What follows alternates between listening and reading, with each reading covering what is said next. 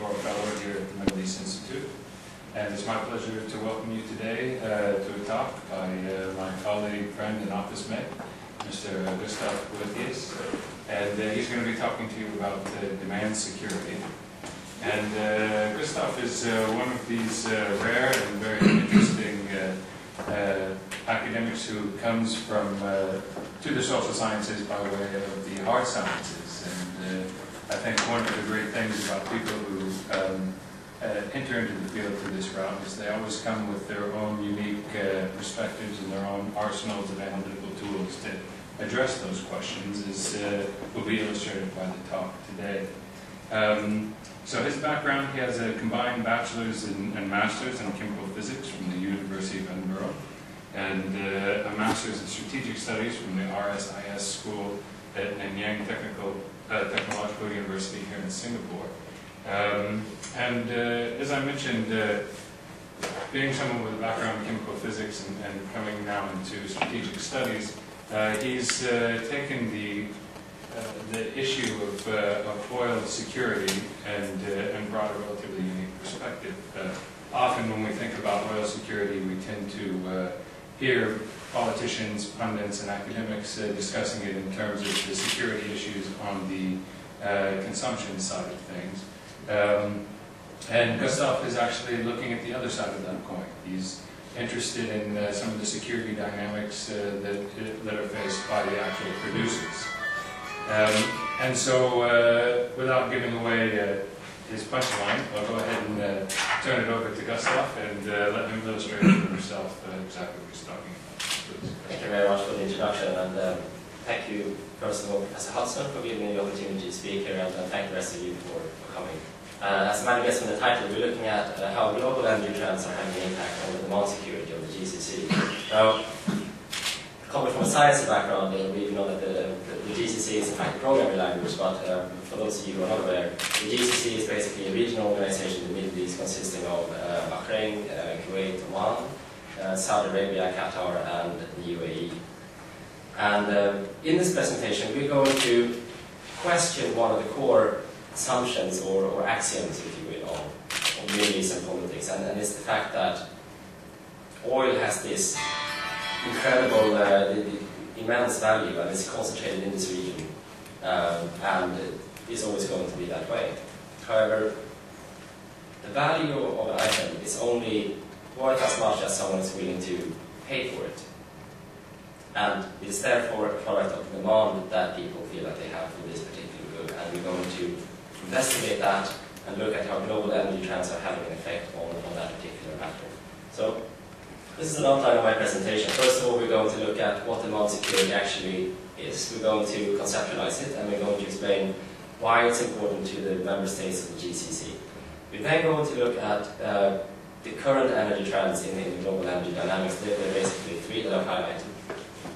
The first one is competition from renewable energy. So basically the competition to oil, basically. The alternatives for us,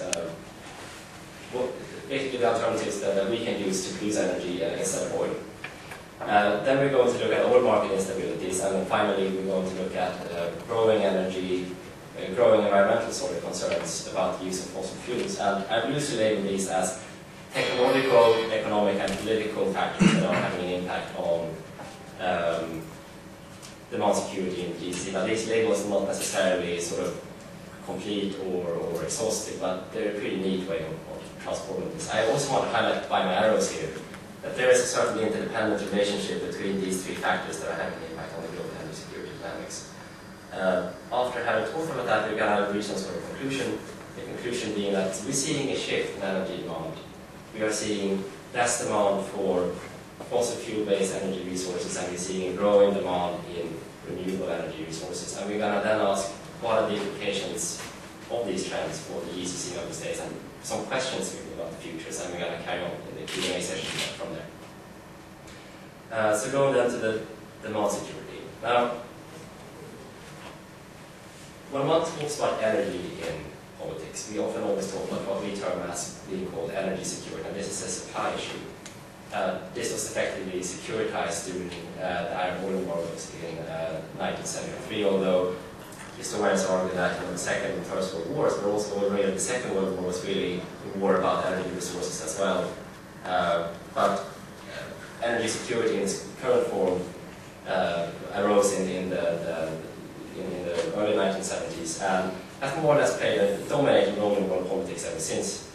The proper name for this should really ought to be energy supply security, but seeing as the demand for oil has always been taken for granted, basically we have always seen that there is more or less, from an economical perspective, an unlimited demand for oil. The evidence for this is the oil price, right? I mean, in 2008, when the oil price rose to its highest record of almost $150 per barrel, people still kept buying it.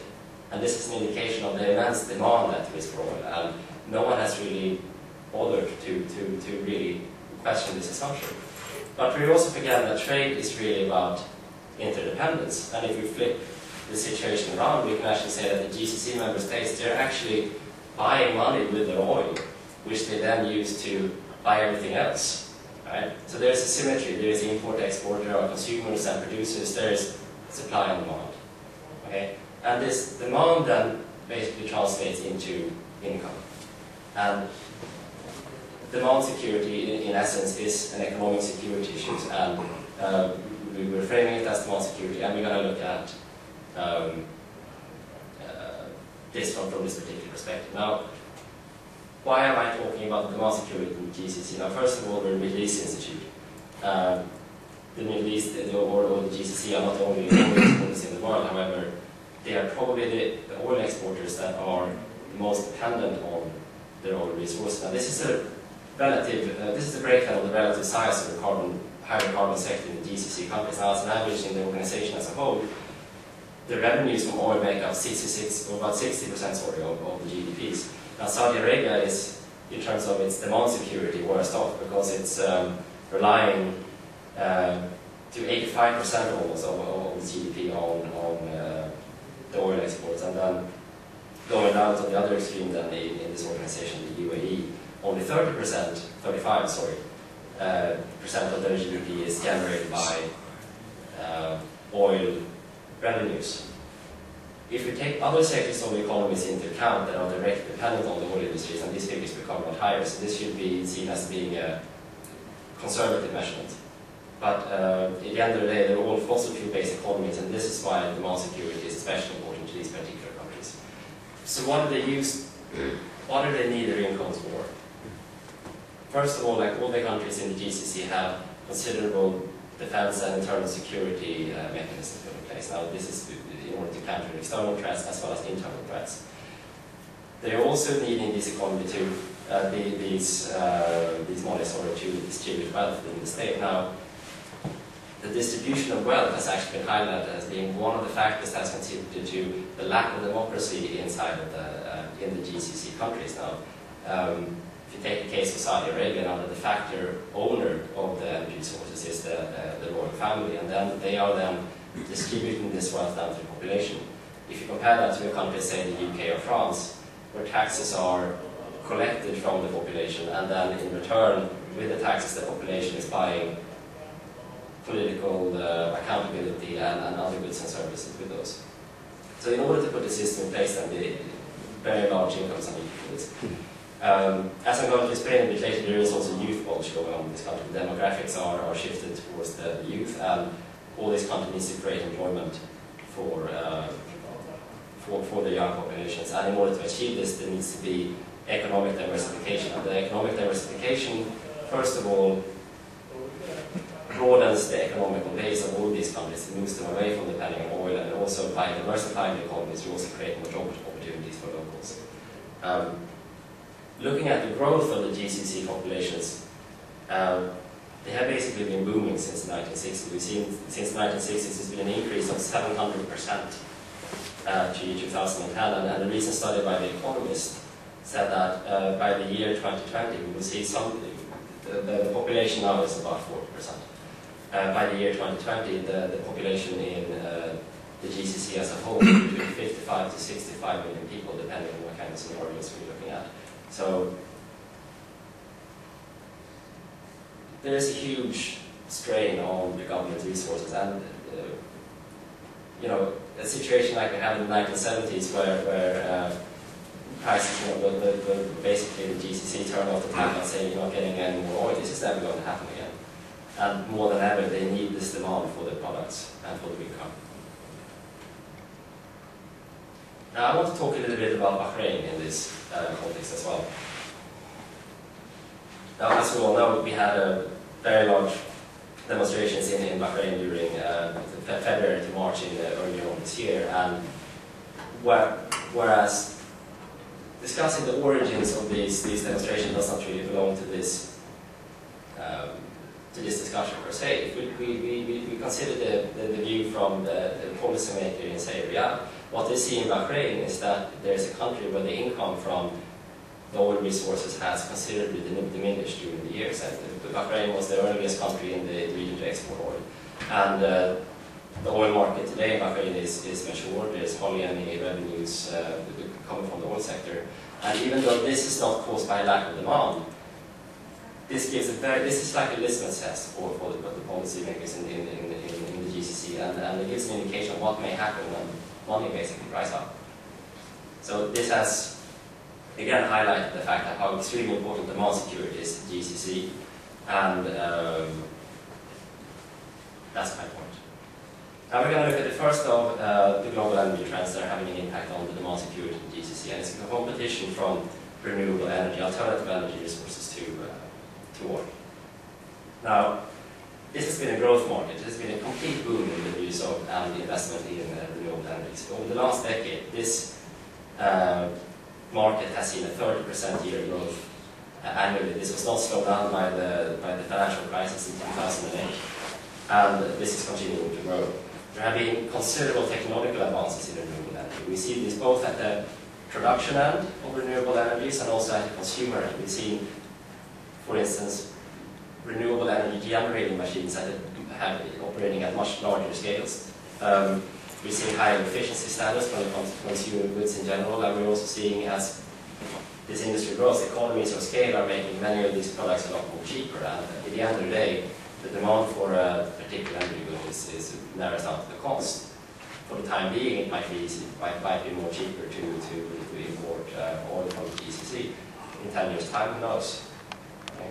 And most of all, renewable energy sort of records are being broken at every day. I mean, I just picked out a couple, there are tons of these on the internet too, for everyone to find. But in 2008, during a particular windy week in Spain, wind power powered 40% of the total power, the total electricity generated in Spain. This was a huge figure.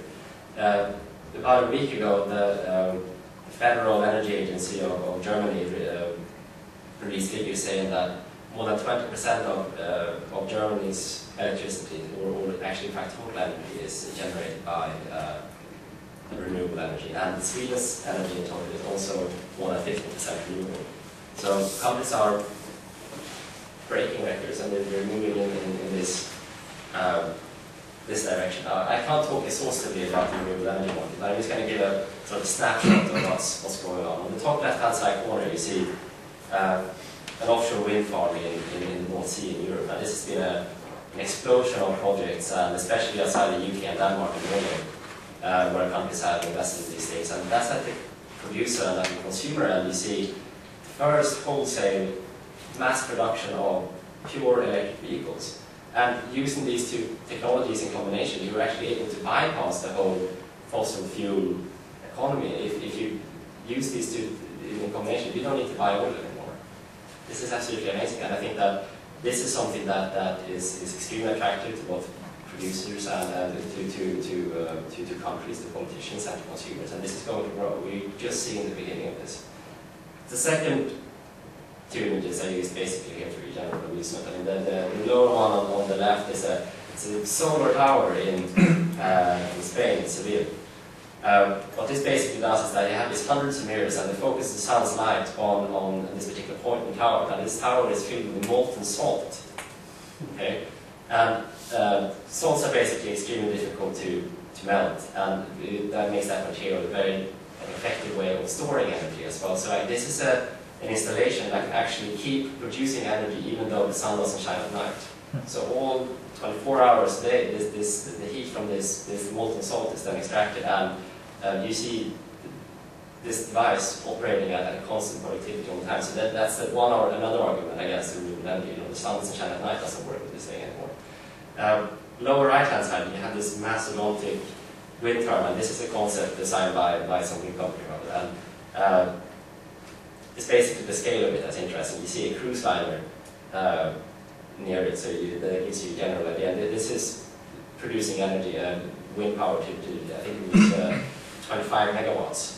If you compare this to a nuclear power station, this is nuclear power station produces energy has a power capability to the extent of 1,000 megawatts a gigawatt. So this is an indication of how large this is. I would say a further important, significant development in the wind energy sector also is that China now considers wind and solar energies to be strategic industries, and given the Chinese sort of track record of mass producing things cheaply, this is this is an indication of where things are heading. One final sort of analogy I want to make as well is that actually, if you look at this computer, I mean, like, I would say this costs, I mean, maybe tops like $200, 2,000, sorry. It's in 2 gigabytes of RAM, say. We have, you know, maybe a terabyte of memory, being generous. A couple of gigabytes, gigahertz, sorry, of internal processing speed. And 25 years ago, this would probably, if it had even been at sale, it would be very expensive. It probably would have been classified 25 years ago because it was so effective. And now anyone can buy these things nowadays. And I think this is the kind of development we're going to see for renewable energies as well. You know, just you wait. Okay?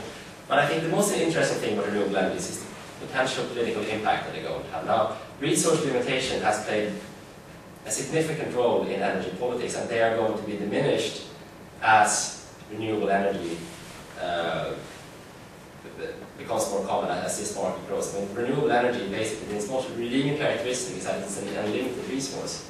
And I think that countries are going to find it much more easier to cooperate on something that is unlimited than something that is limited in supply.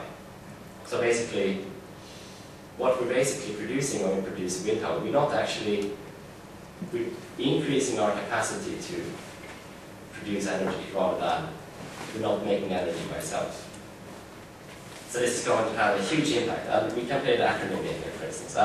This is actually the cooperation happening in Asia today. These are different organizations and international organizations, regional programs that have multilateral cooperation on limited resources. Okay, so I have them all here. I'm not going to go through all of them, but both in Asia and Southeast Asia. And one wonder what might happen when renewable energies get much more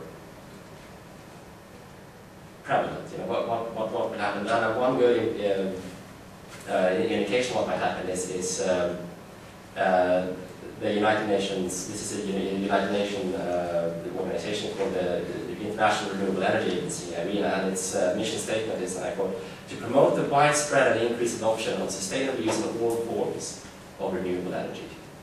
Okay, so this is something that where countries are getting together, they're cooperating, not all countries, because there are obviously oil exporting countries in here as well, and Saudi Arabia is missing for this, for instance.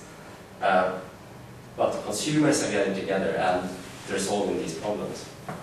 So to sort of conclude this particular section, we're seeing a change in global energy trade dynamics, and whereas oil and gas were highly politicized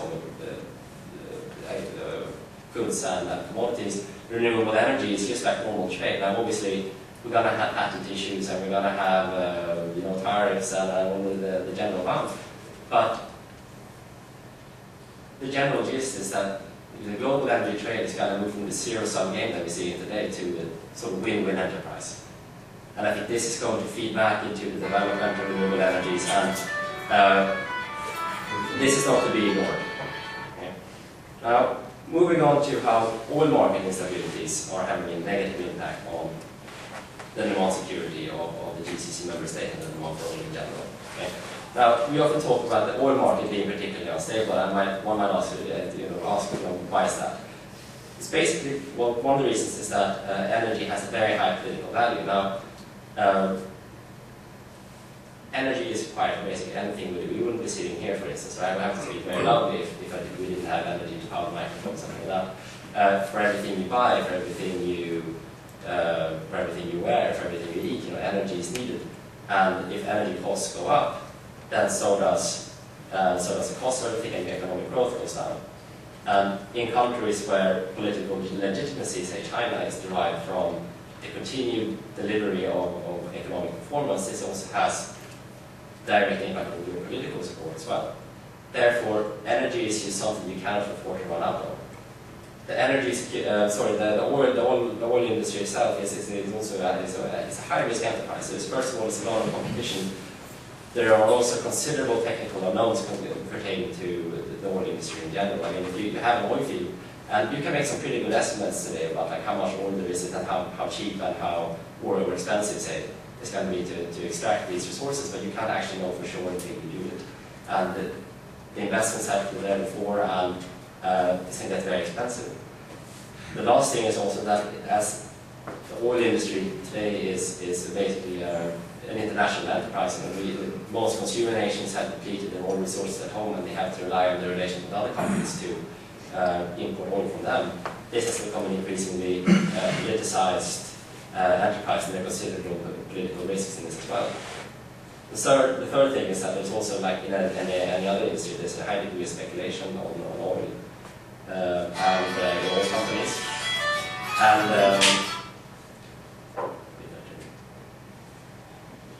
And if you look at, say, the Singapore exchange, in 2008, the trade in derivatives, and oil derivative is basically a financial paper that hedges your company's risk exposure to the oil market, actually exceeded the trade in actual oil. So you can basically say that for every $1 of trade of oil you buy, you also buy $1 plus of insurance. So this gives you a pretty good idea about how mad this is. Okay?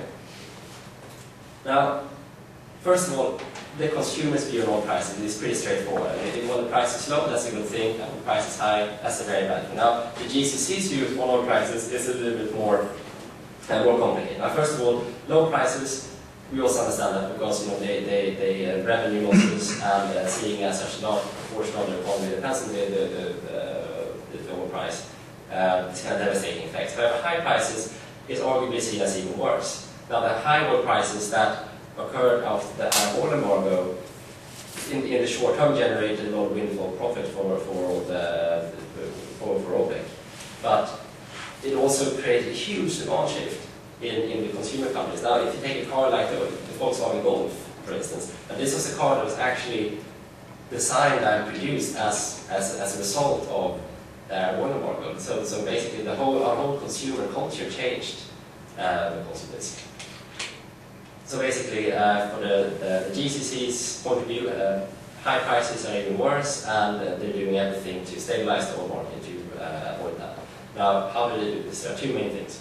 First of all, they have spare production capacity. Now, in this regard, Saudi Arabia is probably the most important country. First of all, they have the highest oil reserves, and they also have the capital to spend on spare capacity. Now, it's very interesting because during the uprising in Libya, when Libya produces something in the order of 2 million barrels of oil per day, and when the Libyan oil industry went offline, the Saudis they said, well, we have a spare Libya inside our country anyway, you guys help yourself. This is very telling to the extent people are willing to go for this. I mean, an oil refinery is an extremely expensive thing to have. In order to have this, to make one from it, you want to have it up and running all the time. Now, this is a very expensive thing for the Saudis to do. However, it's worth it in the long run because it stabilizes the oil market and prolongs our demand for these particular products. And the second thing is political and military control. And we all know that the region is potentially unstable. And the armies and the security services and also the foreign contractors, they play a major role in if not making the countries be stable, then making them appear to be so. And since the oil industry is all about the appearances, then that's good enough, right? But this is basically how the GCC stabilizes the oil market. Now, if we compare this to the fossil fuel market to the renewable energy market, first of all, we see that in the fossil fuel market, in the actual traded goods section, we have first of all the infrastructural investment that we trade, and then we also have energy good trades. The renewable energy market is much more simple in that regard, since we only trade in infrastructure, basically. It's fewer moving parts, if you will. In the fossil fuel markets, we have many political concerns, and in the renewable energy markets, there are fewer.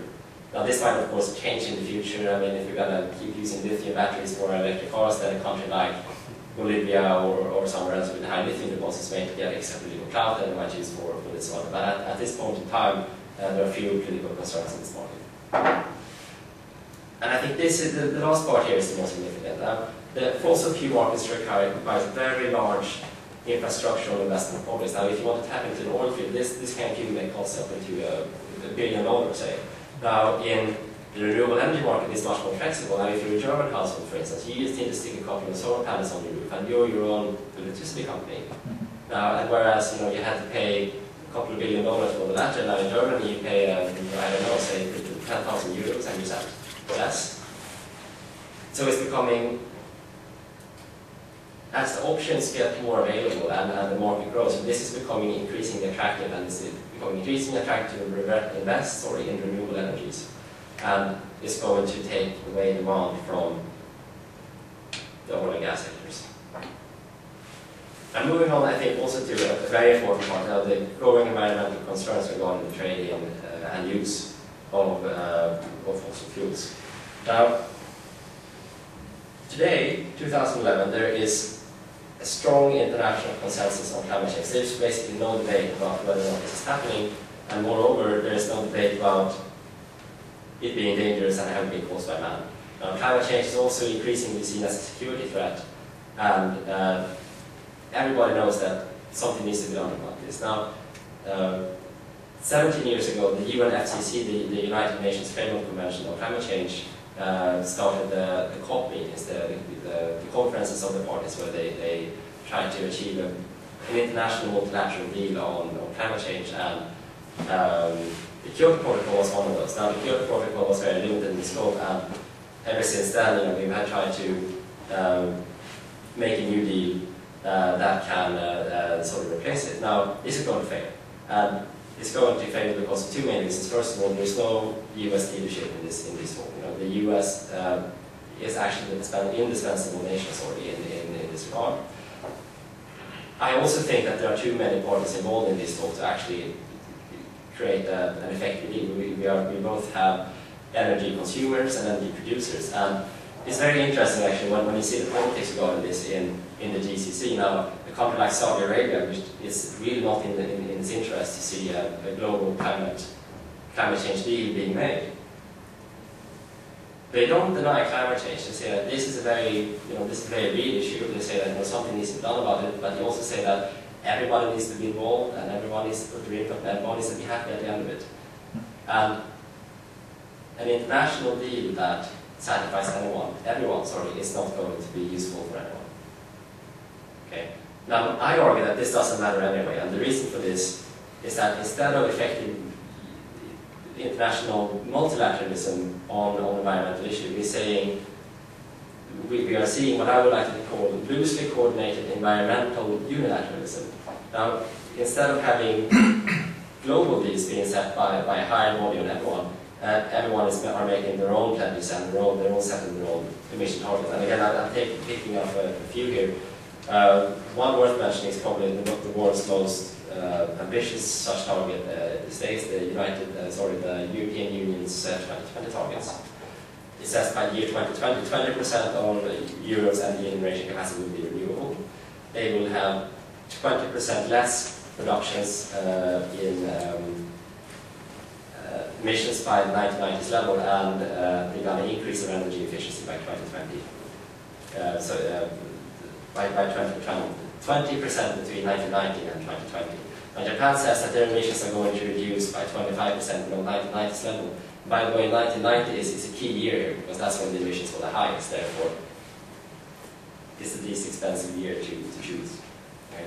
And China says that it's going to reduce its carbon intensity by 40 to 45% by 2005 and 2020. Now, although critics say that this does not actually correspond to a net reduction in emissions, it's still a very ambitious target.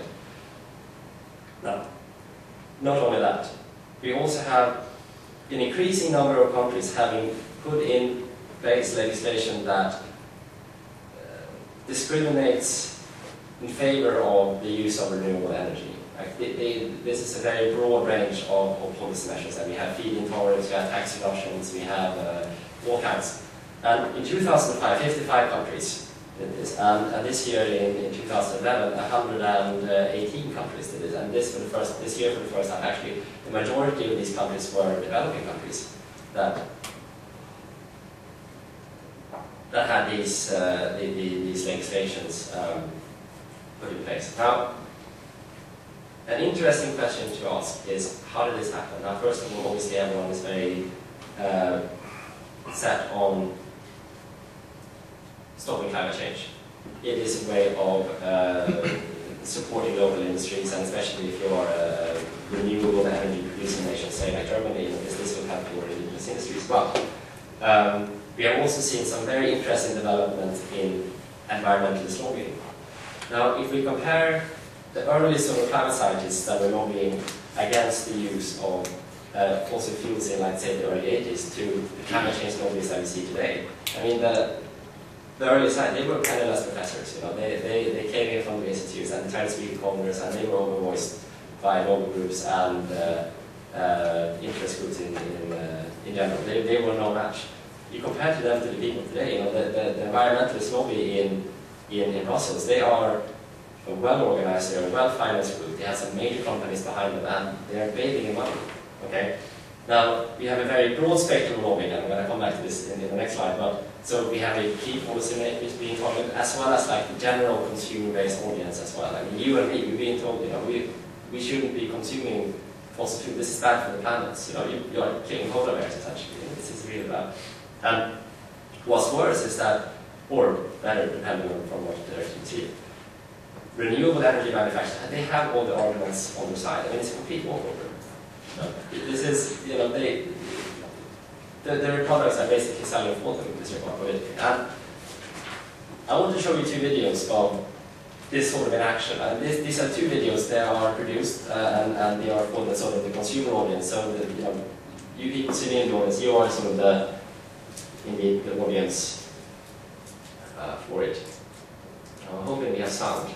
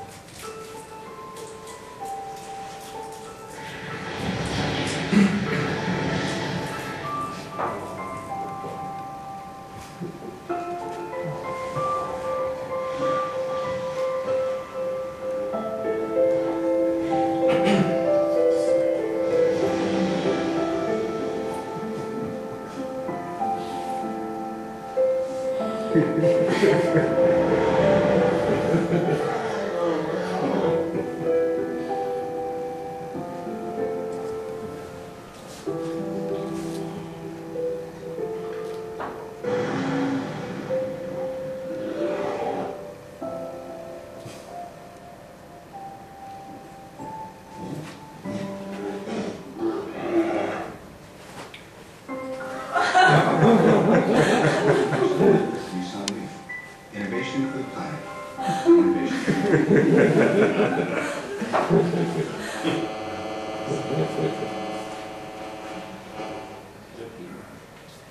I mean, you get the point, right? I mean, this is, imagine, you know, a family watching this, and you know, you have children, and they say, mommy, you know, why is that like the evil petrol car, and the mommy goes to daddy, and you know, this has an effect. You know, do this to a billion people, and a certain percentage of them are going to get drift, and they're going to change, and they're going to buy an electric car, the electronic, you know, the electric market grows, and etc. This is a massive thing. On second presentation.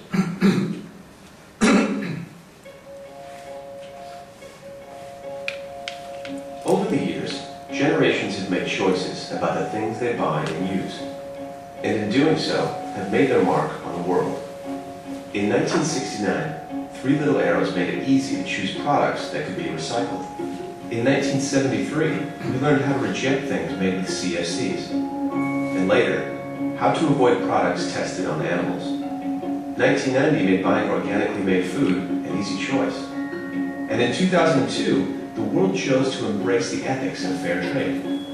These symbols helped us to choose between things we wanted and things we didn't, between a world we wanted and a world we didn't. Today, we believe a label isn't about just what a product is made with, it is how it is made. And now is the time for consumers to understand that one of the most important ingredients in any product is the energy it's made with. And that one day, they will have the opportunity to choose that the products they love be made from something clean and never-ending. Wind. Introducing WindMade, the first global consumer label identifying products and corporations made with wind energy. The WindMade organization is working with a select group of founding partners to pioneer this label and to provide consumers with an understanding of companies that believe in the power of wind. Because to believe in wind is to believe in the future, a future where producing and consuming products can have less of an impact on the environment. A future that is WindMade. And while WindMade will be the first global label dedicated to a single renewable energy source, we imagine other renewable energy sources following our lead and collaborating with WindMade to offer consumers and organizations an opportunity to invest in a fully sustainable future.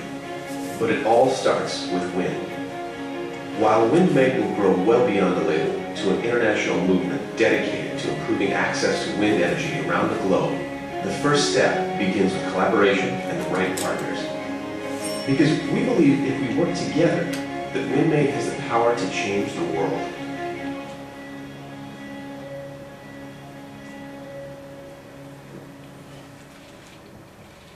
Okay.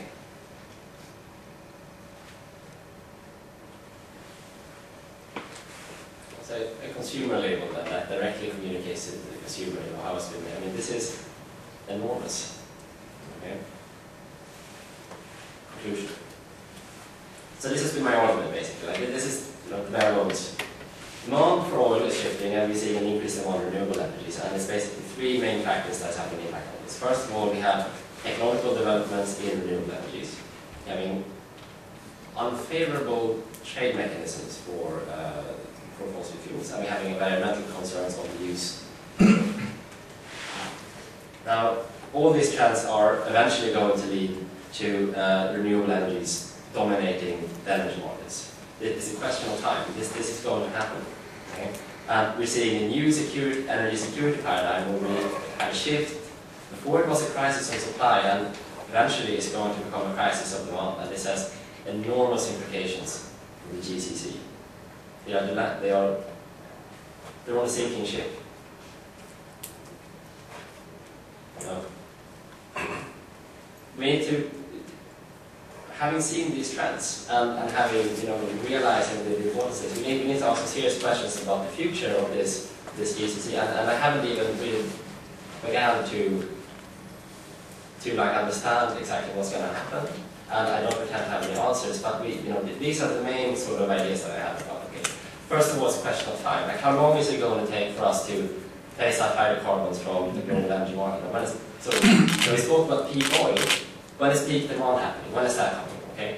Now, there are so many in fact, no one even knows how much oil is being traded at the market, let's say, at any given time. So it's impossible to tell really like when this is going to happen. BP published a report about energy in 2030. I mean, today about 2% is generated by renewable energy sources, and it said by 2030, we're going to have drastic growth in renewable energies, but they're still going to only make up 10% of the global energy mix, if you will. Okay. Now, at the bottom of it all, I mean, the BP is an oil company, and they're not going to want to accept the investors, and they're not going to publish a report that says that, it's good for you to invest in us for now, but in 20 years' time, we're going to be irrelevant. They're never going to say this regardless. No company does this. Okay? Now, and I don't think that they are taking into account the factors that I highlighted in this. They are just seeing, like, they're looking at graphs and they see how things have grown, and they're like, all right, let's go a straight line. This is what they've done. I don't think that people have thought really in depth about this. Okay, I think it's going to happen sooner than we thought, and I think within a generation time, you know, we are going to see a drastic change. I also think that the GCC economies themselves are probably going to be in big trouble before the phase out is complete. But you know, that's up for speculation. Now, how is this going to impact GCC politics? Now, are we going to see particular policies aiming at preserving energy, demand security in this context, and you know, looking at the latest WikiLeaks batch now, you know, we see evidence of this. You know, we see Saudi Arabia saying in the climate change talk, like they are aiming at preventing the demonization, as they actually said, it's the demonization of oil, right? This is a policy today. Okay. Now, and how is this going to change regional politics? You know, when you know, if Saudi Arabia is no longer the richest country, like how is that going to affect policies in the GCC? How is it going to affect it in the region? Are we going to see more, as the demand diminishes, are we going to see more economic, political, military competition? Or are we going to see cooperation? How are people going to respond to this? And how is the nature of foreign involvement is going to look in the GCC and the, you know, the Middle East, North Africa region as a whole? Are we going to be as bothered about what happens there? Are we going to be more bothered? Are we going to have, is it going to be easier for countries like the US no longer being dependent on Saudi Arabia for its oil to question politics in the region, or is it going to be less so? I mean, you never know. And then there's the question of economic diversification. Now, as it stands today, pumping oil out of the ground, refining it, and selling it to a consumer, that's a fairly sort of easy thing to do. It's not actually that complicated. It's pretty difficult, but it's not that difficult. Okay? Now, if you want to diversify away from that, if you want to have a thriving petrochemical industry where you make, say, or pharmaceuticals where you make, this is really value-added stuff, and the value comes from the human capital that you need to generate in order to make this happen.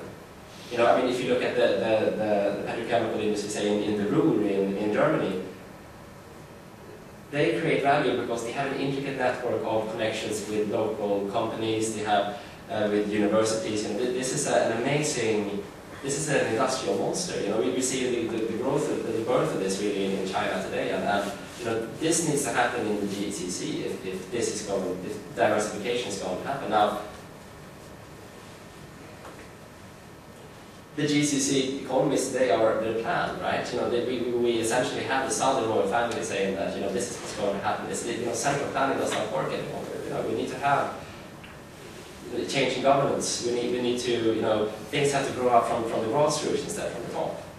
You know, can educational reform happen? Can you know, freedom of speech, freedom of information? You know, we said that, you know, what really caused the death of the Soviet Union was the birth of the internet. You know, people being able to communicate better with each other. Is this going to be something that is going to affect the GCC?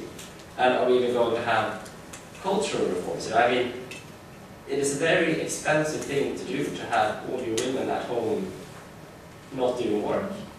You know, to have half the intelligence, half the talent of your economy sitting at home and wasting away. While this, and you know, and if not, you know, what happens then? And I think this is a good time to have a Q&A session. Thank you. So let's go ahead and open it up to any questions, please. Hi. Just like you mentioned, given China's record of mass producing things cheaply, Yes. how soon do you think, as in, do you have any statistics on the production of machines that generate renewable energy, as in which countries are producing, and how fast do you think the Chinese will pick up the know-how and the skills? Right, I mean, they're doing that already. I mean, this is moving ahead with like breakneck speed. Okay. You know? I mean, there's a really interesting articles in The Economist about like the solar cell panel industry, right? And like have a lot of German companies who did this, and they were completely crowded by the Chinese because, you know, there were just so many companies, everyone's focusing on this. It got absolutely wild, and this is not how the Germans like to play the game. If we look at the wind, this year China overtook the US as the biggest wind energy market in the world, and it's just, you know, it's beyond 30%. It's like, you know, we're seeing like almost doubling in size every year. This is absolutely massive. Offshore is taking off. in China. And I think that, I mean, Europe is pretty ahead there.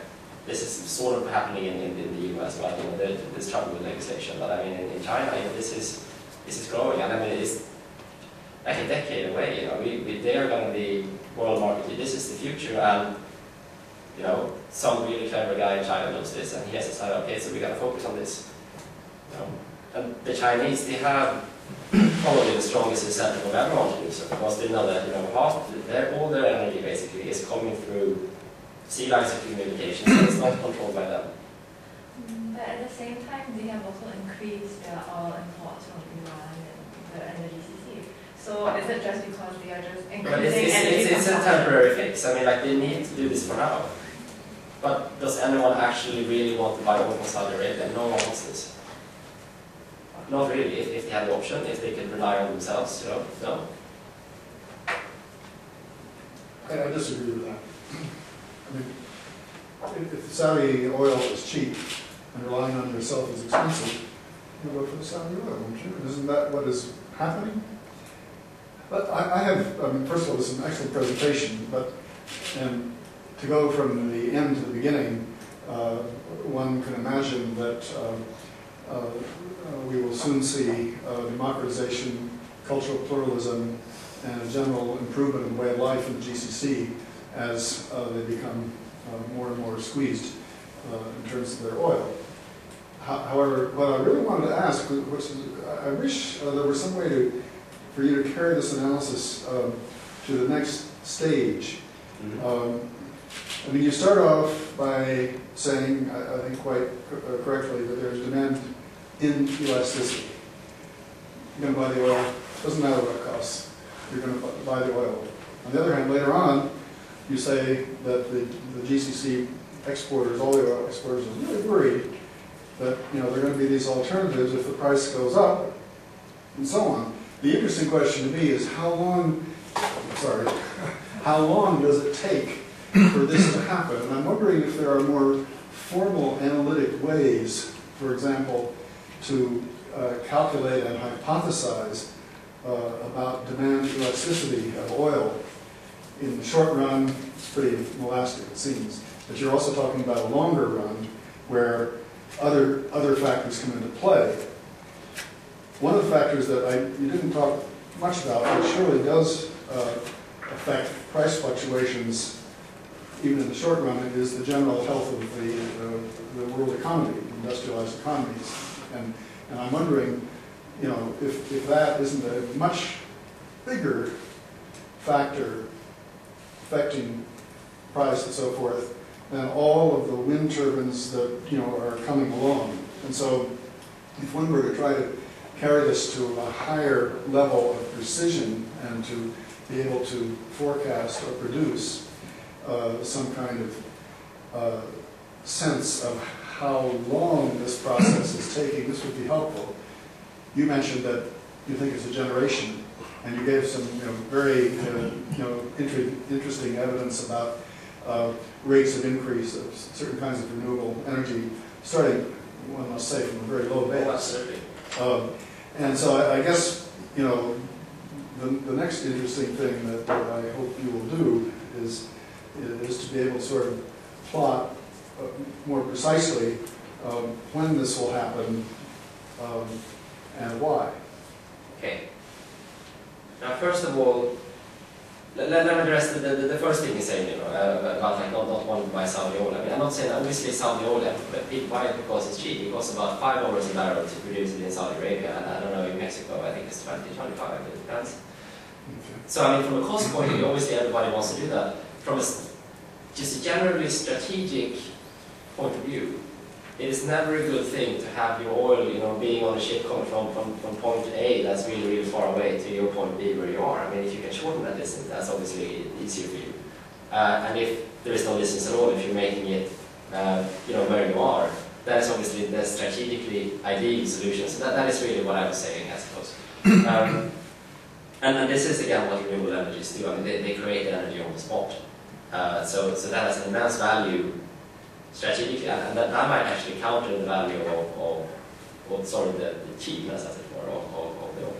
Okay. Now, I agree with you that I think my time estimations are elementary at best. I think that first of all, this is going to require a combination of, first of all, sort of economic know-how, technical know-how to see where the industry is going, and also on politics as well. I think that the role that I have been trying to play here is to highlight the general trends that are happening today in energy politics, and sort of give an indication of where they're pointing. I mean, everybody knows that burning fossil fuel is wrong. You know, it's like smoking. You shouldn't do it. You know, we know this. And if people had a cheap alternative, then everyone would go for it.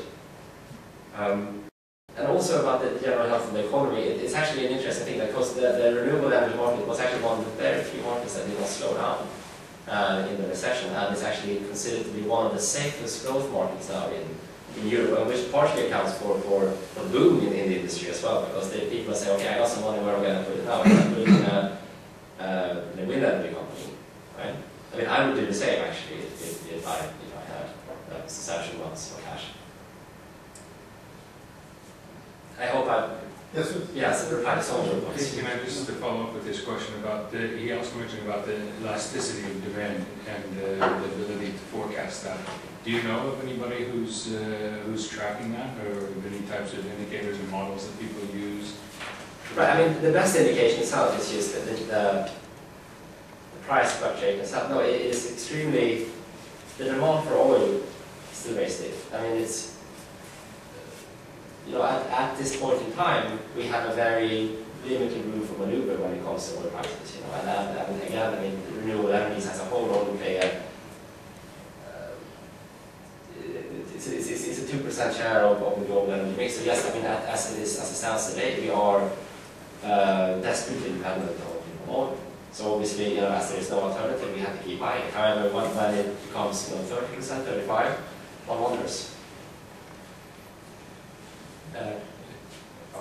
I'm thinking we need to have another panel with you and Matt, because you're suggesting that oil is a wasting asset, and he's suggesting that other resources, especially water, are appreciating assets.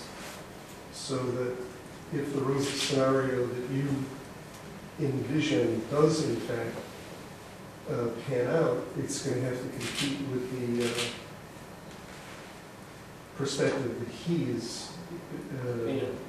Rosy, this is terrible news for the GCC, but going on. Well, who cares if it's and canvas. You know, you might be interested in reading about theories of modern warfare for a couple of reasons. Number one, the guys who consider themselves modern strategists talk a lot about the shift from mechanized warfare to information warfare. And when they describe this, they get very poetic and agitated, as though this is, you know, a colossal and irreversible shift. Nobody's ever going to use a machine again, and therefore we have to put oil in it. Tank warfare is silly when you have laser beams that are as powerful and remote, okay, as we have. And then, you know, sort of, I learned about this by reading Chinese generals' reports about how the U.S. fought the first Iraq War and then the invasion of Kuwait, after the invasion of Kuwait, and then the invasion of Iraq. So they really loved Donald Rumsfeld, not as a person, but as somebody who reinvented modern warfare. And they're copying it, okay? Now here's the rub. See, they're talking about future wars that could be fought, but that's not the way, in fact, we're fighting wars now. So for all the buzz about information warfare superseding mechanized warfare, when we look around us, people are dying in mechanized wars. And there are plenty around. So I see a parallel between their discussion of the dramatic shift, the revolution in techniques of warfare, and your discussion of the revolution in techniques of energy production and generation. And then, of course, the great irony is that if indeed there should be a war over oil, or it's going to be a mechanized war, and it's going to demand a lot of oil. And whether it's fought predominantly on land or on sea or both. So I invite you to think about that. And then the other thing, of course, is that, yeah, the Chinese really are seeing all this, and they're thinking of this from every angle. You know, they're way before you and way after you, in a sense, in terms of this analysis of oil as the major source of energy. In a way, they're pre-oil because their major source of energy is still coal. And it's the dirtiest coal possible. And then on the other hand, they're post-oil because, as you pointed out, they're in the forefront of this modern technology. And to make it even worse, that modern technology seems to be quite dependent upon these rare earth metals, which they also would like to monopolize if possible.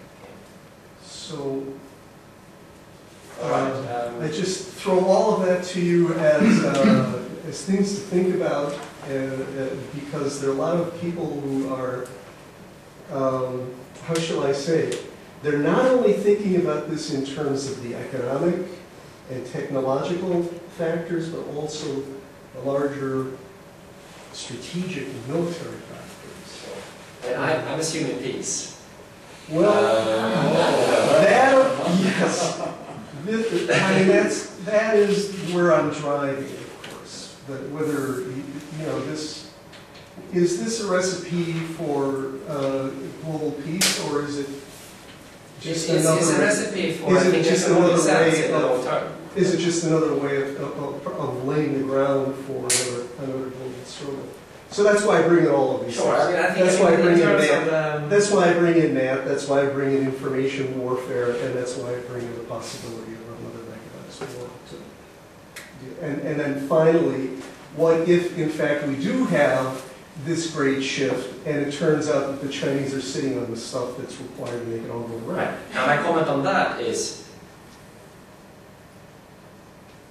the Chinese has monopoly basically on these rare earth metals because they undercut everyone, right? And they have gotten more expensive lately, and they want to keep more for themselves because, I mean, to extract these things, it's a pretty poisonous sort of thing to do to these metals, and you know, it's cheap in China because there are no environmental regulations. You know, whether that and poison, you know,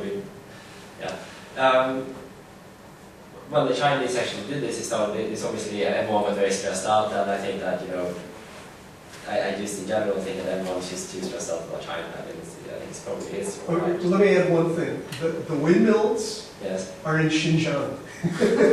You drive through Xinjiang and you just, as far as the eye can see, wind farms. Right. And you know, what else is in Xinjiang? The rare metals and the coal, okay, the pre-oil and the post-oil resources are concentrated in Mongolia. That mine, right? They have huge rare earth metal mine, like the Mao or something like that. Yeah. So my point is, we all know about Tibet, and we should take Tibet seriously. But when we're taking Tibet seriously, let's also add to it Xinjiang and Inner Mongolia. And here's a whole new recipe, set of ingredients to set off another, another explosion. So the development of wind energy and the development of these rare metals and so on, and the phasing out of coal is just loaded with explosive implications for ethnic scales. unrest and That'll be a separatism, and then NATO is going to say, "Oh my goodness, here's another opportunity for humanitarian intervention. We have to do Libya too, Libya redux." Well, And that's exactly what they're. for every Libyan, there are millions of Chinese. It's not that's it. Anyway, sir. Nasri, have it. Right. I wonder if you have also factored in the issue of nuclear energy. You mentioned a little bit of it. When we think of nuclear energy, we can't latch on to that environmental argument that you have, because after Bhopal, Chernobyl, and recently Fukushima, right? That nuclear energy should really be looked at as a backseat. But I think the countries of ASEAN, especially Singapore, actually has been trying to embrace nuclear energy more and more. So nuclear energy is not exactly renewable energy, but maybe there is a kind of a, I don't know what the link is with demand security and how that would affect the GCC. But I think it's, despite all the dangers, the countries are still looking at nuclear energy as a form of, I know Indonesia is definitely thinking of that. And so that's just my question to you. Well, my first remark about renewable energy is that, again, this goes back to the points I made about being flexible, sort of, the oil markets, is that this is an immense investment you have to make in order to build a nuclear reactor. Now, they're building a couple of ones in Finland now, and from the point where they started to the point now when Rome was finished, everything has changed, right?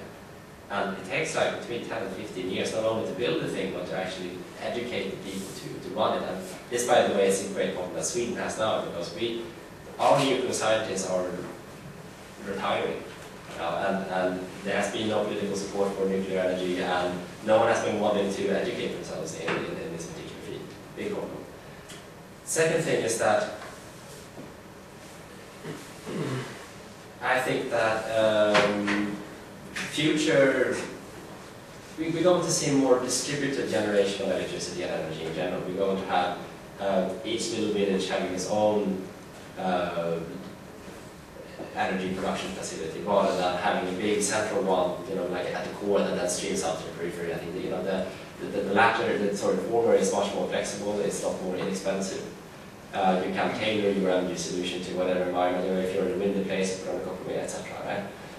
There are also very sophisticated ways of storing these energies now. There's also a lot of research being done on that. Third thing I think to say is, but Singapore's nuclear plans. I think Singapore is a bit unfortunate in the renewable energy aspect, because it doesn't have any large hinterlands where it can put its wind turbines and electricity, like solar panels and all that. And we all know the issue with water. Like Singapore does not really like to rely on Indonesia for the water. Now it's going to rely on Malaysia. Is going to rely on it for electricity now as well. And this, of course, is sensitive, right? And hence that rationale that makes it appealing to be like a permanent solution in Singapore in the form of a nuclear facility, rather. I think that's the rationale behind that. So is Singapore an exception then, you're saying? Yes, I would say most countries are probably, the majority of countries are probably able to feed themselves in terms of renewable energy.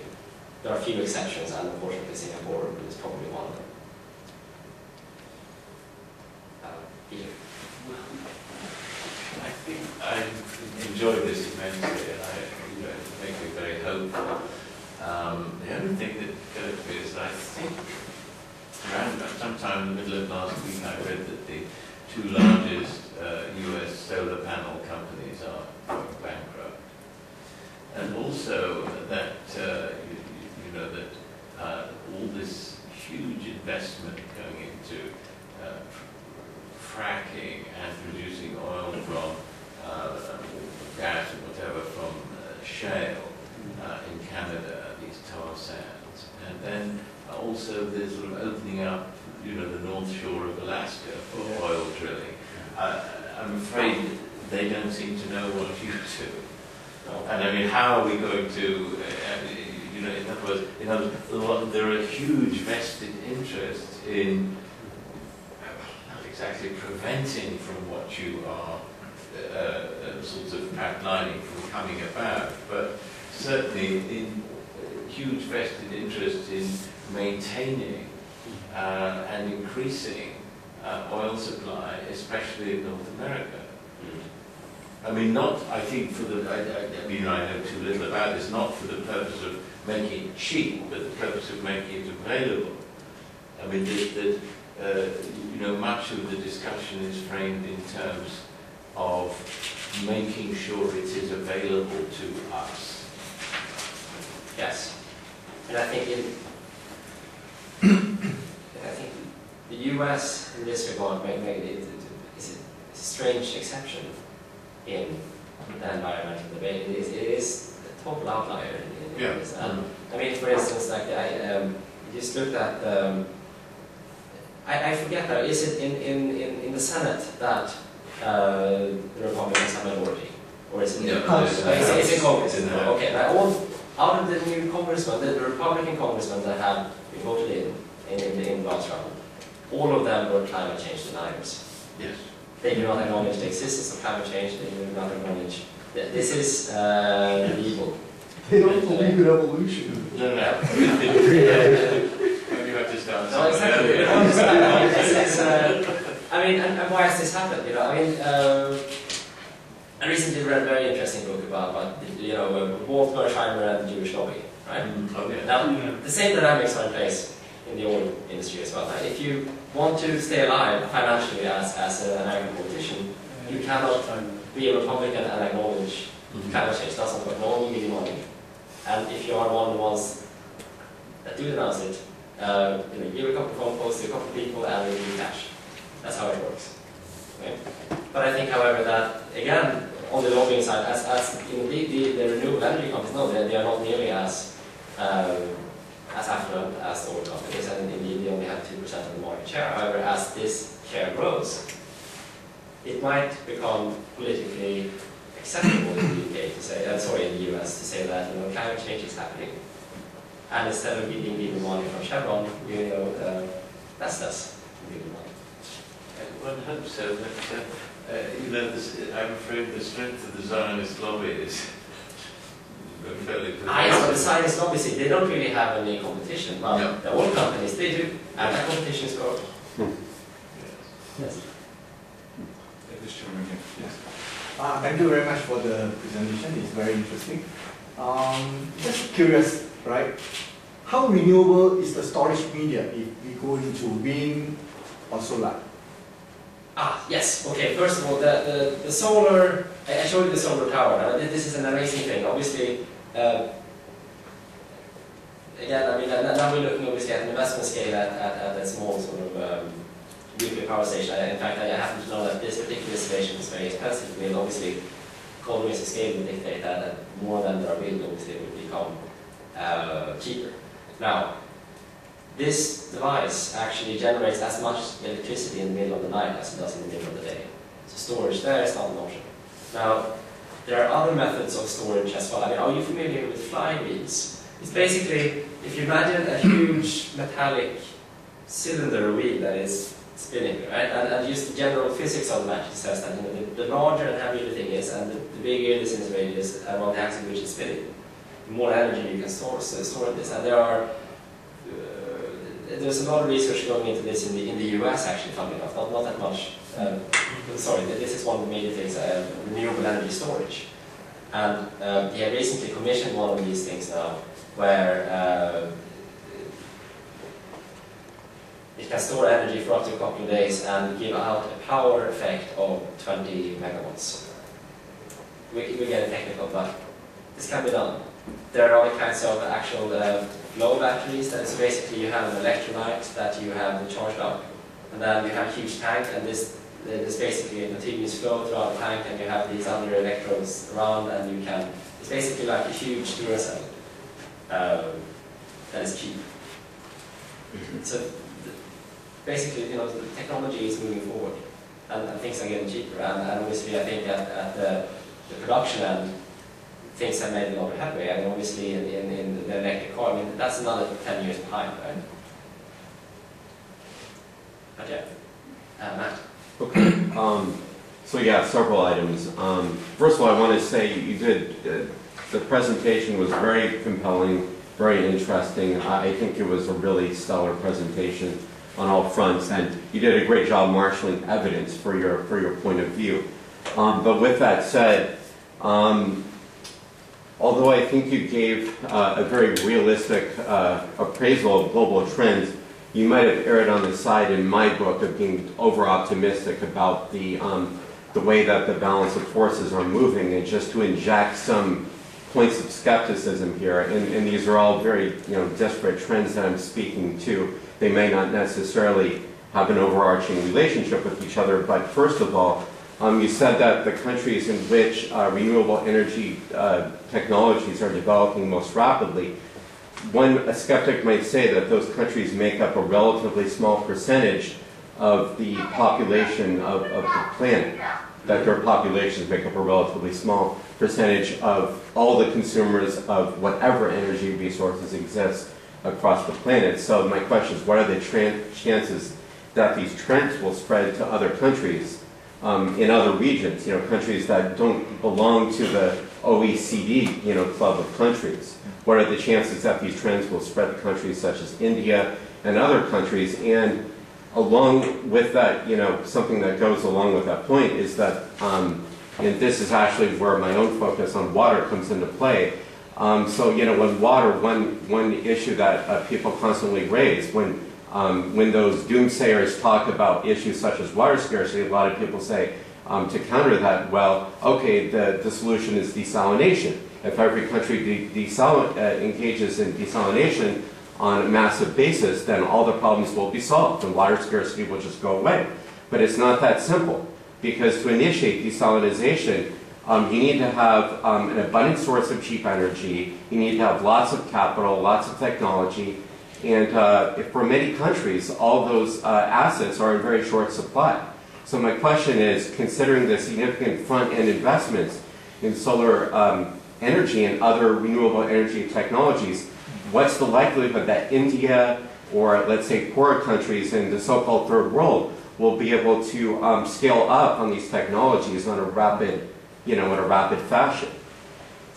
Okay, so that's one set of concerns. Another set of concerns is, okay, you highlighted China as one of those countries that's been upscaling its renewable energy technologies very rapidly. But there seems to be a huge disconnect in some aspects of China's behavior. Even though China has been cranking out, wind and solar-based technologies at a pretty rapid rate, on the other hand, China just surpassed the U.S., I think, within the last couple of years as the leading emitter of greenhouse gases worldwide. So how does that square with your overall argument?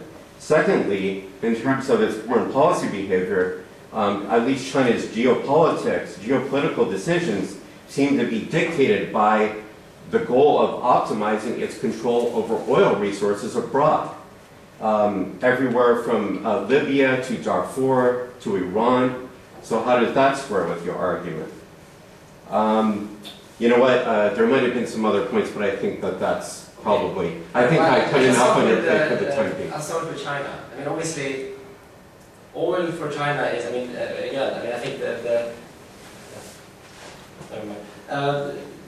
oil is a quick fix. Okay? And investing in Angola and Sudan, and this is something that feeds the country with energy for the next 20 years. Now, in the longer term, China is not going to rely on that. That is my response there. And also that Chinese emissions were going to have to rise and be in the US. And I mean, we're all guilty of this. Instead of buying this microphone, say, from Germany, we're buying it from China. Right? So, this is what basically has happened. Now, you were talking about, obviously, developing countries being very far behind. This is very true. I think that, countries in Europe are extremely far ahead of this, and they're really pioneering again along with China and Japan and to some limited extent in the US in renewable energy technologies. But if you look at, again, the legislations that you have put in place in laws that are discriminating for the use of renewable energy, you actually see the majority of these now, they're actually developing countries. there are countries like in Africa and Latin America and in Asia that are doing this. So, and this brings us back to the question of time, like how long is this going to take? It's impossible really to say. I mean, I think that I have read very conflicting analyses of this, but I mean, again, these are the general trends, and this is the direction which is moving. We're talking about desalinations also, and one lucky thing about desalinations is that most countries in which water is a problem, they also tend to have no sun, right? So, and this is actually another thing that came out of the WikiLeaks thing, is that the Saudis have recently commissioned a solar-generated desalination plant to remove salt from the water. So that is one important thing. And then you mentioned India. There's probably the fourth or the fifth largest wind company is it's a company called Suzlon, and it comes from India. It has a very interesting history actually. It was a textile manufacturer, and he was very successful such in Gujarat, but he kept getting more or less robbed by the local utility providers. So he decided to let's go independent on this, and he constructed his own wind turbine, and then they became very popular with local textile manufacturers, and today he's got the fifth largest company. You know, people are pretty inventive. So if I could just follow up with something. So you were talking about in developing countries and the fact that they're behind that. To what degree do you think there's the possibility of a technological leapfrog, and how does renewable resources maybe play into this in developing countries? I mean, let's say for instance, like if you want to have a micro generation, I think is extremely attractive to developing countries. I mean, when you have large rural populations, it's very expensive to draw out electricity. I mean, in fact, in South Africa, they see the big problem of electricity wire theft, right? So, if you can produce your electricity on the spot, then that is obviously ideal. I think this is one of the leapfroggings that are happening. Yes. We are aware of the problems of gas and oil and so on, but we probably are not aware of the problems that some of these renewable energies have. For example, solar energy is not less dangerous than the nuclear energy. And in fact, in various countries, they are not developing the solar energy because of the health hazards that could be outcome, or that could be produced, or could be the outcome of these developments. Okay. Therefore, there is another factor that we are not looking at, which is unexpected consequences of the use of this energy, which is supposedly cheap. So.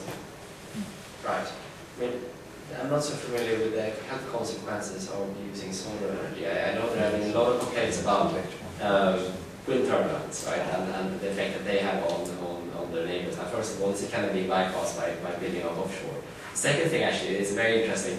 In a lot of cases, like in Germany and also in Scandinavia, the communities can be shareholders in their wind turbines, and they found that they did a survey on people who live near wind turbines that they own and people who live near wind turbines that don't. And you find that if you own the wind turbine, you are statistically a lot less likely to complain about it than if you don't. That's also one aspect of your question. The solar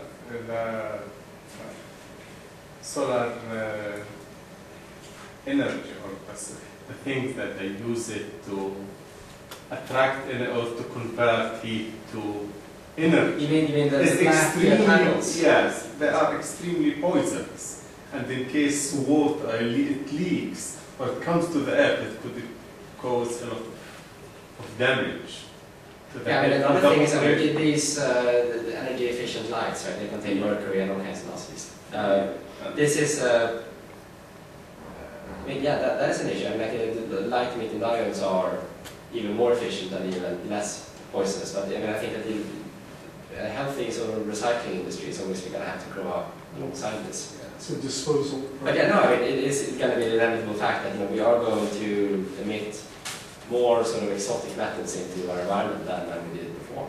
And this is something that has to be addressed, and I think that in general, it's going to be addressed. The other issue that I think it's that we don't think about it too much is the climate change. According to scientists, after 20 years, the temperature will drop drastically. This means we would need more energy because there is a kind of changes in the sun, and the sun produces a lot of heat, and then this will decrease, the level of heat will decrease, and therefore the temperature would drop by probably 6 to 7 degrees after 20 years. And then we probably would need more energy, and various scenarios could develop. Sure. I mean, I think that I mean that would also be a problem, right? I mean, first of all, the heating is also a great, yeah. I don't know. I have not heard about that scenario myself. I think the general trend is that Earth is getting warmer, and that this is the main problem. We'll all move to the GCC. Sorry? We'll all move to the GCC and Africa. I think we want to move away from this to the northern latitudes. More wars. Do you have a question? My question was similar to Ahmed's question. Basically, a line of data that you introduced deals with environmental, friendliness of renewable energy, and there are some. It was a question, not that how you factor those into your formula. But I think your presentation was really compelling, and what anthropologists probably can, contribute to this kind of analysis is that your second video pretty much showed the history of knowledge prevailing. And there is a body of knowledge being developed, and power is in knowledge. Now, if this knowledge that is being developed shows that the renewable energy, in fact, is more friendly to the environment, to our health, and so there is an inevitable, victory for the renewable energy, regardless of the power structure. At least there is a trend that we can identify throughout the history of mankind. So that was just my comment. I mean, I think, yeah, there are, I mean, all these things where have now become taboo. I mean, like using, that can cause some serious social awkwardnesses if you transpires that you're using a product, in front of someone that has been tested on an animal.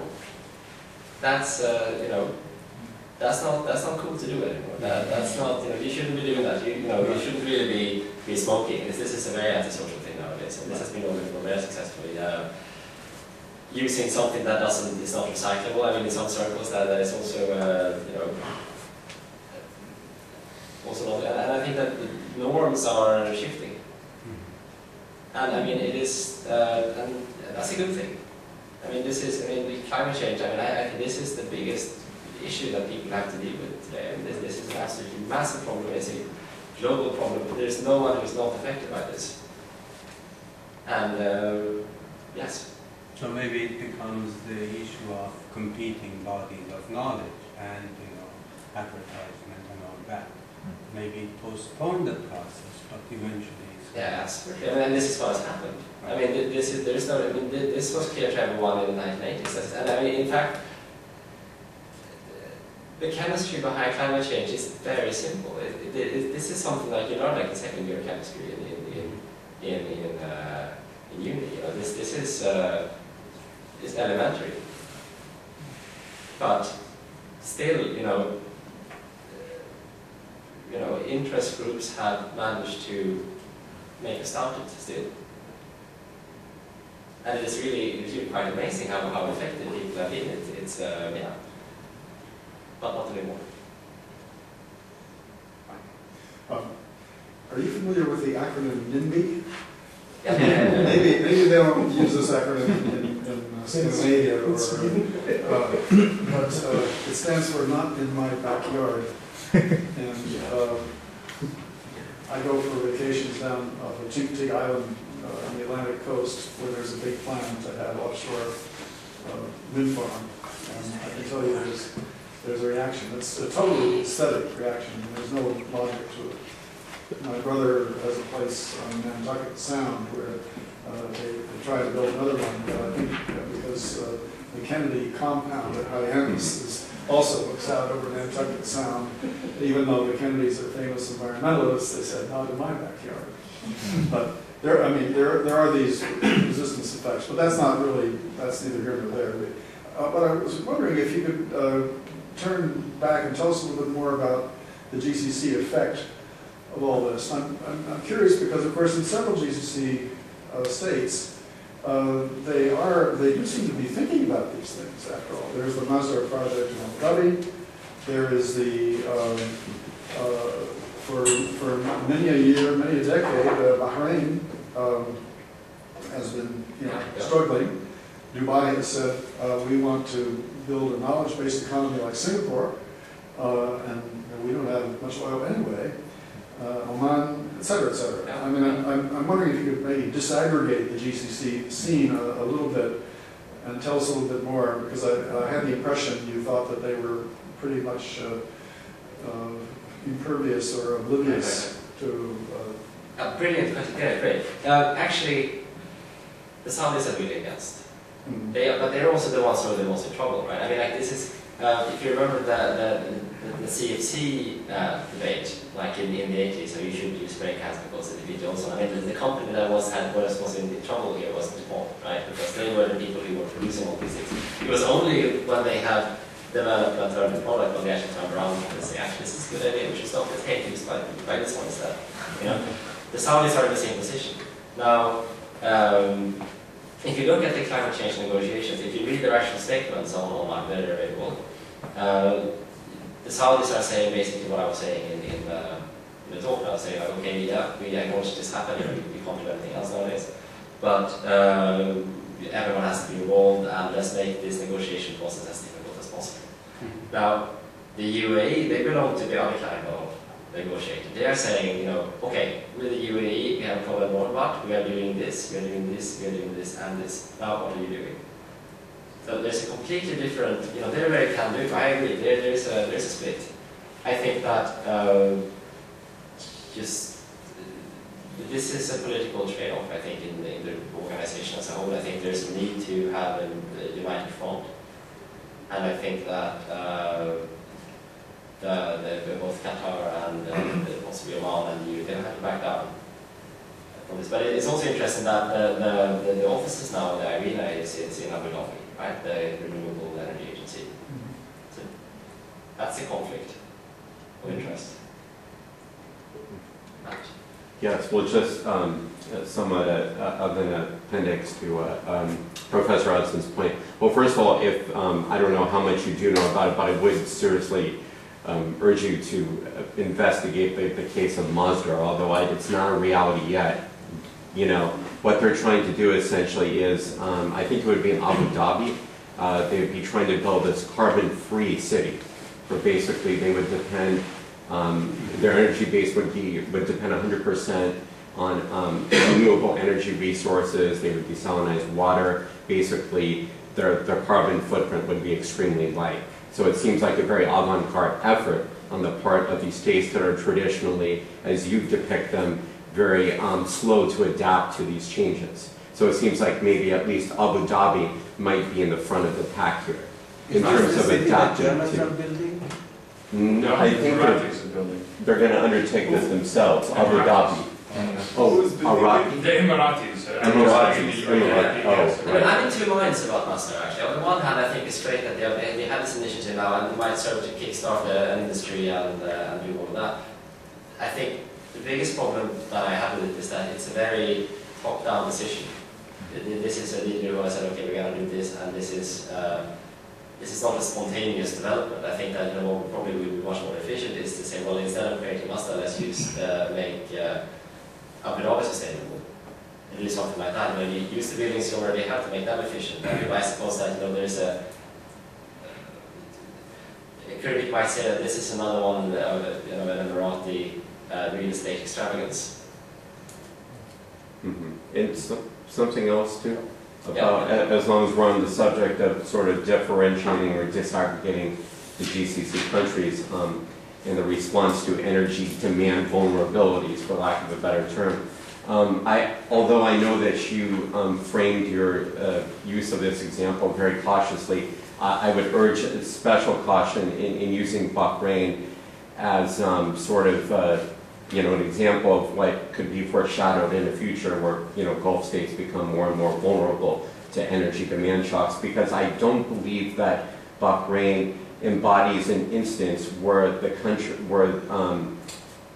has, the uprisings were driven by diminishing revenues from the sale and export of oil, but rather I don't think Bahrain was coping with a diminishing resource pie, if you will. It's the fact that the shares of that pie were distributed so inequitably, so blatantly in favor of the Sunni ruling minority. I mean, the reason I brought that particular example is I'm trying to highlight to you rather why this would appear to be a pressing issue to the GCC decision maker. Now, obviously, diminishing incomes is not the root cause of the demonstrations in Bahrain. However, like I said in the slide earlier, they need these incomes to have an effective security apparatus. Now, if they should run out of policemen to beat down demonstrators, then that would be a very bad thing. So obviously, there we are. But absolutely, I mean, I am not for any second saying that this is what caused the unrest in Bahrain. There are other issues that caused that. But it the lack of resources limited the regime's response, or could potentially do so. Anyway. Yeah. I just wanted to confirm a point. Global demand and consumption of petroleum is increasing, not decreasing. Yes, it's been increasing. Okay, I just wanted to establish. Yeah, well, absolutely. It's very early on in the But presentation. the energy consumption as a whole, I would not say is increasing. It's a very small point. No, it's a huge point. It's potentially a very dangerous point for me. Yes, but I'm trying to be modest and polite here, and suggest that you might want to revisit one of your earlier slides, in which you create the impression that the global demand for petroleum is declining. I think you need to suggest that any reasonable person would understand the need for the decline in the net volume purchased is of course going up, but the proportion of the energy market as a whole is declining. That is the point. Okay, great, but the demand, consumption and demand are going up. That's all I want. I just want to, It depends on what you term about as. I mean, for me, demand would be well, it could be an absolute volume thing, but I would say I would think about as a proportion of. No, it's. Okay. Just go look at the numbers. You know the numbers. It's going up. Believe me, it's going up. The other thing is that Qatar is interesting from a number of angles, but the one that I'd like to ask you about is the liquid natural gas industry and their efforts to put more of their eggs in that basket. And that relates to Michael's question, and it also relates to your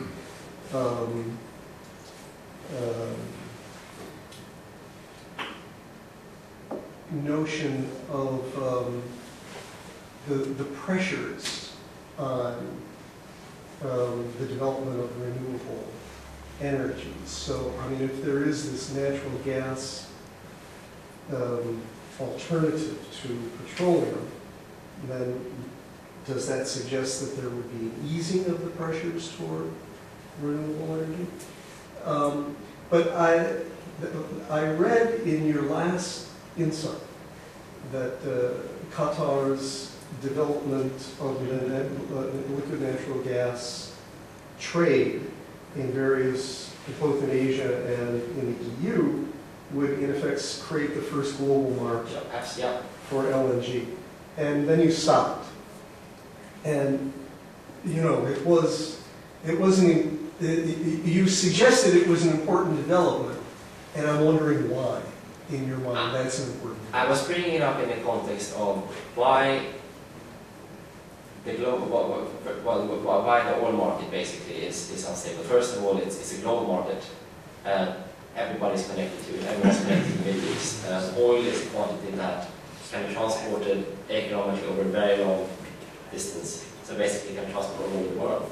Now, LNG has a shorter range as well. I mean, when you travel far enough with the LNG, your tanker will be empty and you come to and you lost more basically. So there is some very precise calculations going on, and the position, the geographical position of Qatar makes this market global. Now, the reason that I brought it up was that up until now, we have basically seen two main trading basins for gas, for LNG, in the world. Where we have the Atlantic basin, where we have it, and you also have the Asian basin. And I'm bringing this up because that has made the gas markets much more stable. I mean, also the majority of gas is still delivered by pipelines. I'm sorry, I still don't get it. Are you saying that the globalization of the market is going to make it less stable? Yes. Why? Because more consumers are able to react to market pressures. Yes. No, I'm sorry, I don't understand. I don't get it.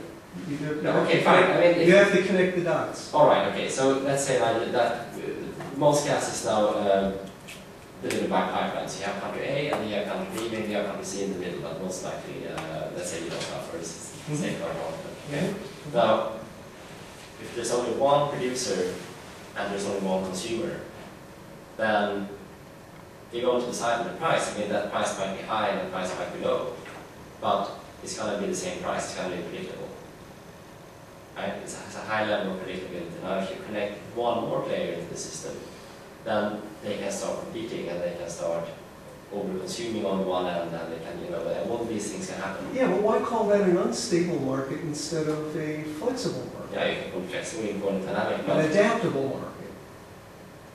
Yes. I mean, that's not a bad thing. Yes. Okay. Yep. So it's a good thing. It's a good thing that there's going to be a global market in LNG. Yes. It's a good thing that there's going to be a global market in LNG. But it's good and bad. I mean, I think that, you know, things, goods are traded in bubbles. I mean, you know, essentially that is what happens. I mean, the early oil market first saw, you know, an increase in production of oil, but not enough consumers to consume it. And then, you know, it went up and down, and finally it found some balance until oil started to get scarce. And okay, I think you should work on this a little bit more, because the development of LNG, along with gas in general, is not consistent with your argument that there is compelling motivation to develop renewable energy as soon as possible. I think it's the other way around, that this gives a breathing space for the transition. It allows it, allows it to. But this is not a development in the Middle East. I mean, like in the 1970s, OPEC had a dominating market position now, and we see production's actually shifted towards other parts of the world. I mean, we have Nigeria, we have Angola, we have a whole lot of places.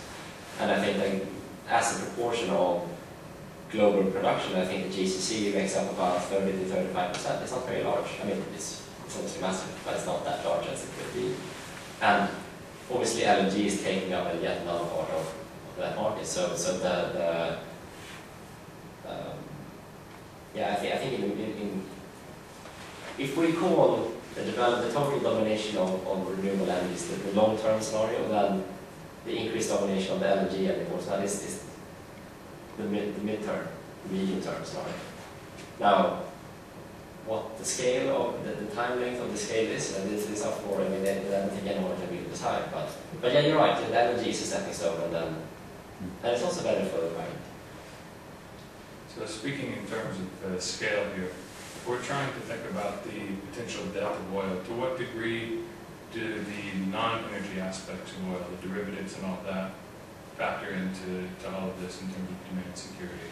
Because there are still fairly large markets. I think it's a relatively small percentage overall, but there are fairly large markets in terms of derivatives from oil that have nothing to do with just energy. Okay, I brought in derivatives. Okay, maybe I didn't make this clear enough in my presentation. But the reason that I mentioned derivatives is that, again, the striking fact that actually you buy 1 unit of oil and then you buy 1 unit and a bit of insurance to make sure you actually suffer the damages of it. So this has great meaning to me. But the reason that in fact, the existence of the derivatives market actually prolongs the demand for oil because it makes having oil more stable. And obviously, if my business goes down the drain when the oil prices goes too high, at least I get something back from my derivatives. So hedges. I meant derivatives that you make off of the oil, not the financial derivatives. So, for example, the byproducts, the downstream things that you make. There are so many things in this room that are made from petroleum products, right? As the demand for oil as a source of energy goes down, to what degree is that supplanted by the increased demand for all of the other things, from wires to polyethylenes to plastics? I think it's going to be fairly the same, but I think that for the GCC, they need to get into the plastic stuff. They need to get into all the other things. I mean, they can no longer rely on this shipping fuels out for burning. This is going to die down eventually for the reasons I've highlighted. But I mean, I think the continued use of the plastic mouths and the plastic gear, and this is going to remain. And what percentage is that in terms of allowing them to continue depending on oil as a source of income, even if the energy side of it declines? I don't know. You don't? Okay, I'm just going to answer. All right, so did you have a question? Yeah, I mean, it's all been addressed already, so. Oh, okay. All right, are there any other questions? This has been quite a lively and interesting debate and a great presentation, and I want to